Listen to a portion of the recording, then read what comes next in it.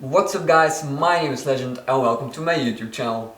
For the past few weeks now I've been working on this little Peugeot moped. It's a Peugeot 102 that a friend of mine found in the back of a shed while helping some people move out. Now I've been spending some time trying to get this to run again, but while I'm waiting for some parts to show up, I figured this would be the perfect time to give this bike a good clean. This is also a quick reminder that the new Patreon build is gonna start very shortly. If you do not know what the Patreon build is, every year I build a bike and I give it away to one of my patrons. This is the bike I will be giving away, a Honda PXR. I will be fully restoring it, making a build series, and one of you can win it. For more information on how you can win, visit the Patreon link in the description.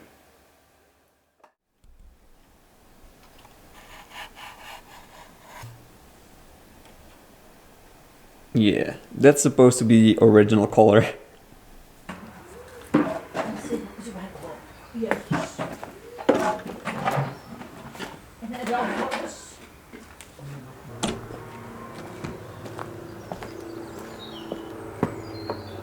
After taking a good look at the bike, I noticed this registration tag. These tags don't get used anymore, but back in the day, all mopeds required them.